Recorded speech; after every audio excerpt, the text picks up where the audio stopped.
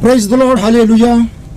मैं पास्टर महेश आप सभी को प्रभु यीशु मसीह के मीठे नाम में सलाम कहता हूं। जय मसीह की। भाई और बहनों, आज हम दूसरा थिस्सलुनीकियों उसका दूसरा अध्याय 10, 11 और 12 पर मनन करने वाले हैं। मैं पहले पढ़ लेता हूं।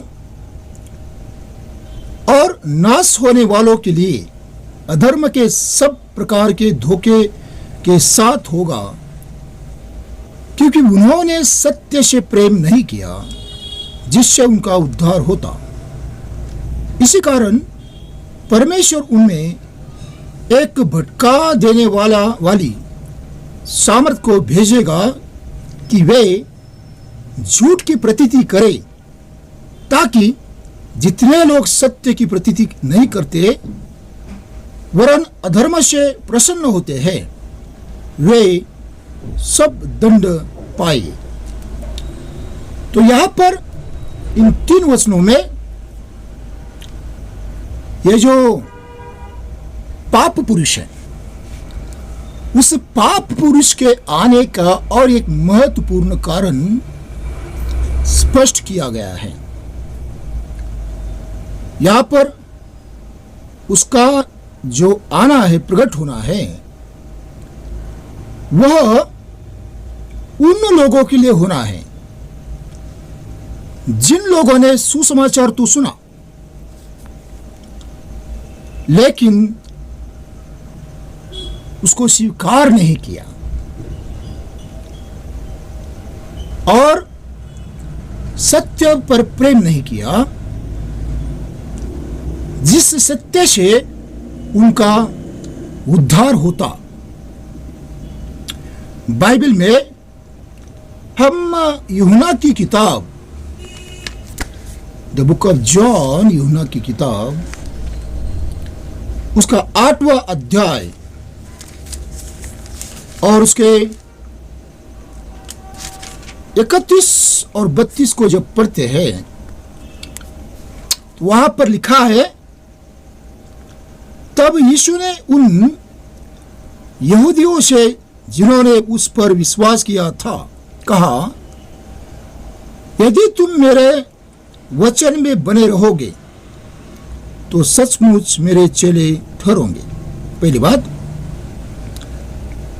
32वां वचन, तुम सत्य को जानोगे और सत्य तुम्हें स्वतंत्र करेगा। तो यहां पर यीशु मसीह कहता है उन लोगों को जिन्होंने सुसमाचार सुना और जिनके मन में यह विश्वास उत्पन्न हुआ कि हां, यही मसीहा है, उन लोगों को कहता है, यदि तुम मेरे वचन में बने रहोगे, ठहरे रहोगे, तो फिर तुम मेरे चेले ठहरोगे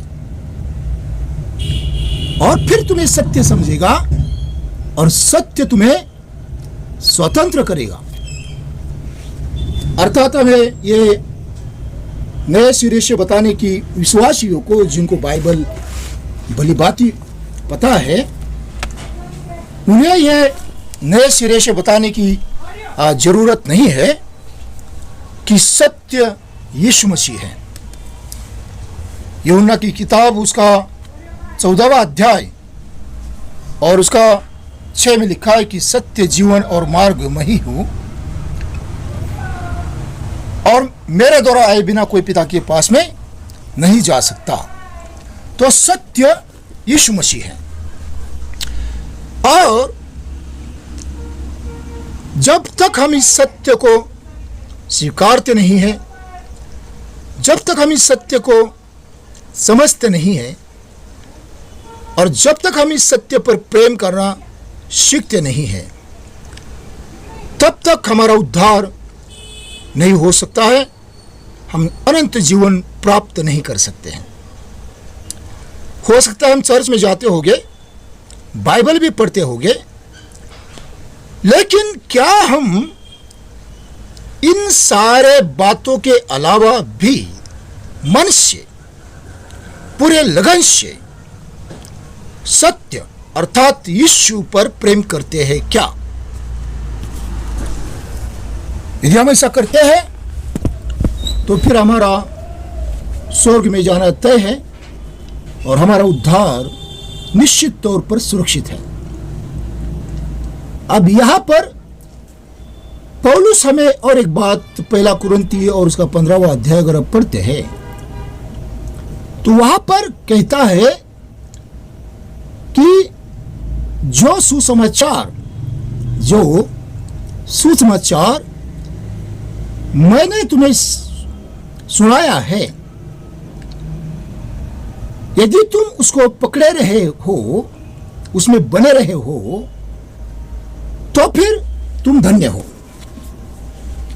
पहला कुरिन्ती उसका 15वां अध्याय और उसके शुरू के कुछ वचनों में पौलुस इस तरह से कहता है, हे भाइयों, अब मैं तुम्हें वही सुसमाचार बताता हूं जो पहले सुना चुका हूं, जिसे तुमने अंगीकार भी किया था और जिसमें तुम स्थिर भी हो, उसी के द्वारा तुम्हारा उद्धार भी होता है। यदि उस सुसमाचार को जो मैंने तुम्हें सुनाया था स्मरण रखते हो, नहीं तो तुम्हारा विश्वास करना व्यर्थ है।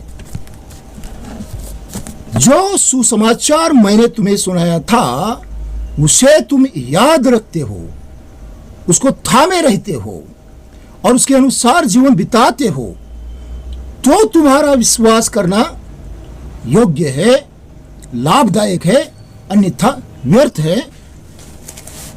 ऐसा यहां पर पौलुस कहता है। तो सत्य तुम्हें समझेगा और सत्य तुम्हें स्वतंत्र करेगा। जब यीशु मसीह ऐसा कहता है तो हमें यीशु मसीह को ठीक ढंग से समझना चाहिए, तब वह हमें स्वतंत्र करेगा, छुड़ाएगा, मुक्त करेगा पाप से, शाप से, शैतान से और आने वाले परमेश्वर के क्रोध से भी हमें मुक्त करेगा। यदि हम उस विश्वास में कायम हैं तो हमारा विश्वास फिर करना हमारे लाभ का कारण है, अन्यथा लाभ का कारण नहीं है। लेकिन जिनका नाश होना तय है, जिन्होंने सुसमाचार सुना और फिर उसको स्वीकार नहीं किया, उसको समझने के बावजूद भी स्वीकार नहीं किया, उनका भी नाश होना तय है। यीशु मसीह के स्वर्गारोहण, स्वर्ग में उठाए जाने से अब तक पवित्र आत्मा ने अनगिनत चमत्कार किए। पवित्र आत्मा ने लोगों को यह स्पष्ट किया कि यीशु मसीह के अलावा स्वर्ग में जाने का और कोई रास्ता नहीं है। फिर भी लोग अपने रास्ते से ही स्वर्ग में अगर जाना चाहते हैं, उनके विश्वास के द्वारा ही स्वर्ग में जाना चाहते हैं, तो वो परमेश्वर को चैलेंज करते हैं। परमेश्वर ने जो स्वर्ग में जाने का रास्ता बनाया है, वह रास्ता उन्हें मंजूर नहीं है। उस रास्ते से वे स्वर्ग में नहीं जाना चाहते हैं। वे चाहते हैं कि जिस रास्ते से वे स्वर्ग में जाना चाहेंगे, उसी रास्ते से परमेश्वर उन्हें स्वर्ग में स्वीकार करे, अर्थात वो अपने मार्ग पर चलना चाहते हैं। नीति वचन में लिखा है, इंसान को एक मार्ग उसके दृष्टि से अच्छा लगता है, बहुत अच्छा दिखाई देता है, लेकिन उसके अंत में मृत्यु के पथ निकलते हैं। उसके अंत में मृत्यु के पथ निकलते हैं। तो इंसान यदि अपने रास्ते से ही स्वर्ग में जाना चाहता है तो फिर वो नाश की ओर जा रहा है। परमेश्वर ने जो रास्ता तैयार किया है वही रास्ता स्वर्ग में जाने का रास्ता है। 14 का नीति वचन 14 का 12, जैसा मार्ग है ऐसा मार्ग है जो मनुष्य को ठीक जान पड़ता है, परंतु उसके अंत में मृत्यु ही मिलती है। उसके अंत में मृत्यु ही मिलती है। तो मनुष्य को उसका बनाया हुआ रास्ता या फिर अपने माता पिता ने बताया हुआ रास्ता स्वर्ग में जाने का, रूढ़ी परंपराओं के अनुसार उसे मिला हुआ रास्ता, और फिर वो सोचता है वो रास्ता उसे अच्छा लगता है, वो सोचता है कि उसी रास्ते से वो स्वर्ग में जाएगा, लेकिन वो रास्ता उसे नरक की ओर लेके जाता है। वो रास्ता उसे नरक की ओर लेके जाता है, क्योंकि उसमें लिखा है उसके अंत में मृत्यु ही मिलती है। तो सुसमाचार सुनाने के बाद इंसान समझता तो है, हाँ यार ये बात तो सच है कि इसमें दम है, जो मैंने सुना है उसमें दम है, लेकिन फिर भी वह स्वीकार नहीं करता, क्योंकि हो सकता है कि उसकी रूढ़ी परंपरा, उसका धर्म, उसकी जाति या फिर और कोई युगो बीच में आता हो, या फिर उसका जो खुद से बनाया हुआ रास्ता है वही उसके उद्धार के मार्ग के अड़े आता हो। यदि आप यही वचन नीति वचन उसका 16 और 25 में पढ़ते हैं तो बिल्कुल ऐसा ही वहां पर भी लिखा है। तो जिन्होंने सुसमाचार तो सुना लेकिन उसको स्वीकार इसलिए नहीं किया क्योंकि वो उनके मन के अनुसार नहीं है, इसलिए नहीं स्वीकार किया। वो चाहते हैं कि इसी रास्ते से यीशु ने आकर के उन्हें उद्धार देना चाहिए था, इसलिए उन्होंने स्वीकार नहीं किया, तो वो विनाश के रास्ते पर है। उन सब के लिए ये पाप पुरुष का आना होगा। इसलिए यहां पर लिखा है, और नाश होने वालों के लिए अधर्म के सब प्रकार के धोखे के साथ उसका आना होगा, क्योंकि उन्होंने सत्य से प्रेम नहीं किया जिससे उनका उद्धार होता। सत्य से प्रेम नहीं किया, उसी सत्य से उनका उद्धार होता, लेकिन उन्होंने सत्य से प्रेम नहीं किया। तो फिर उन्होंने प्रेम किस बात से किया? जैसे मैंने अभी कहा, वो अपने रास्ते से चलना चाहते हैं। जब उन्होंने सत्य को ठुकरा दिया तो परमेश्वर ने उनके अंदर भरमाने वाली आत्मा को भेज दिया, और वहां से आगे वे भरमाने वाले रास्ते से चलने लगे, अधर्म के रास्ते से चलने लगे, अधर्म ज्यादा से ज्यादा करने लगे, और उसमें ही उन्हें संतोष आने लगा, आनंद आने लगा, और वे उसी को अनंत जीवन का रास्ता, उद्धार का रास्ता, मोक्ष का रास्ता वे अब साल्वेशन समझने लगे, क्योंकि वे भ्रम में हैं, भटकाने वाले आत्माओं के पीछे चलने लगे हैं। इस कारण ख्रिस्ट विरोध का जो आना होगा उनके लिए होगा, उसके चिन्ह चमत्कार को देख करके वे और ज्यादा उस पर विश्वास करेंगे।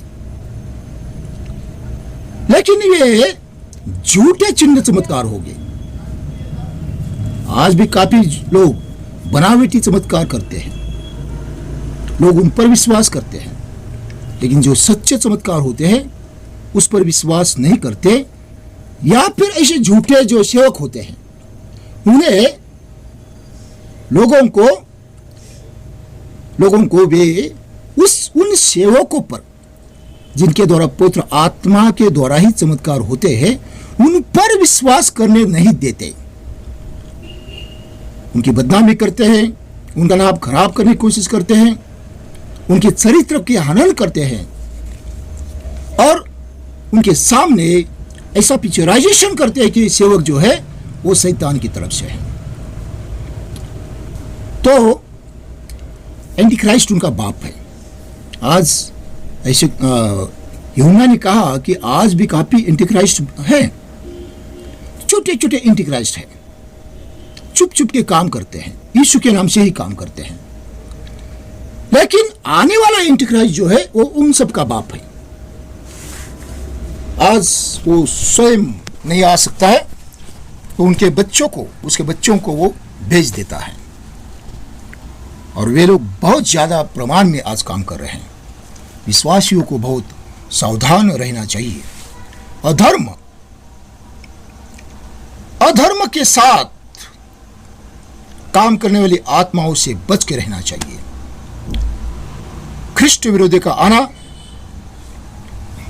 झूठे चमत्कारों के साथ, शैतान की शक्ति के साथ होगा, और साथ में सब प्रकार के अधर्म के साथ होगा। जब मैं ख्रिस्ट विरोधी पर बात करूंगा, तब मैं इस पर भी यह भी स्पष्ट करने की कोशिश करूंगा कि वो किस तरह का अधर्म होगा। तो एक बात मैं हमेशा ये होता है, मुझे आश्चर्य होता है। वचन में लिखा है कि पाप की मजदूरी मृत्यु है। पाप एक ऐसा मालिक है जो इंसान को मजदूरी, तनख्वाह के तौर पर मृत्यु देता है। लेकिन यीशु मसीह के पास में आने वाले हर इंसान को यीशु मसीह जीवन देता है।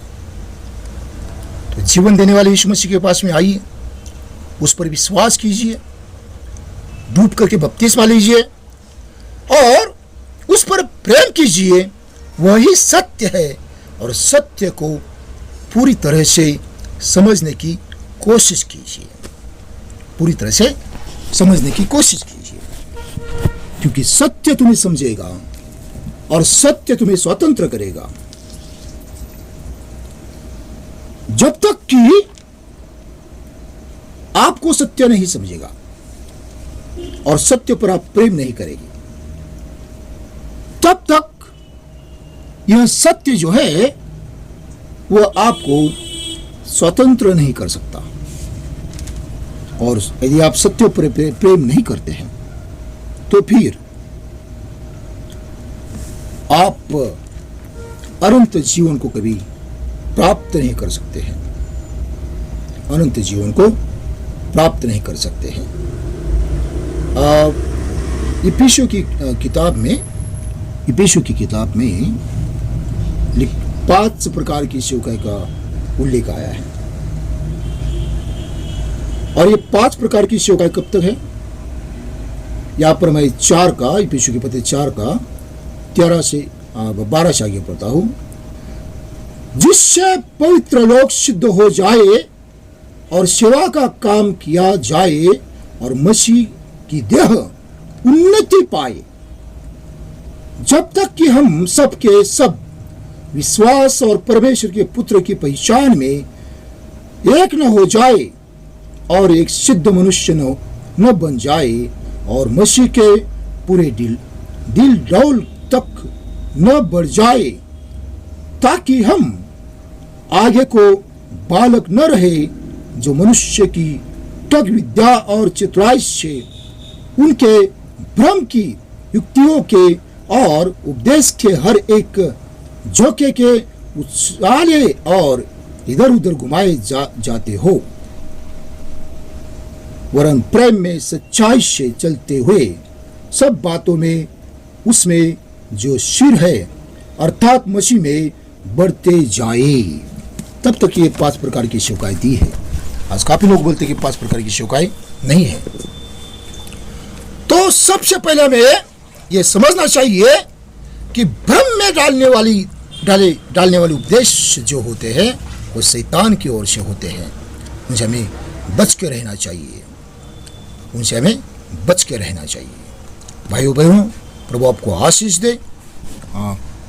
दूसरा थिस्सलुनीकियों 2 अध्याय और उसके मैंने कहा था आपको कि 1 से 12 तक मैं बात करूँगा। आज मैंने ये बात पूरी की है और आगे मैं इसी विषय पर, यीशु मसीह के आगमन पर बात करता रहूँगा। दूसरे अध्याय से और दूसरे किताब से बात करूँगा। प्रभु आपको आशीष दे। प्रभु आपको आशीष दे। विश्वास में बढ़ाए, प्रभु में बढ़ाए। यीशु मसीह के आने तक आप विश्वास में बने रहें। मेरे लिए प्रार्थना कीजिए। मेरा चैनल जो है उसे सब्सक्राइब कीजिए। मेरी बेटी अनीता के लिए प्रार्थना कीजिए और हमारे सेवकाई के लिए प्रार्थना करिए। और हम कुछ शेयर करना चाहते हैं उसके लिए डोनेशन के लिए भी प्रार्थना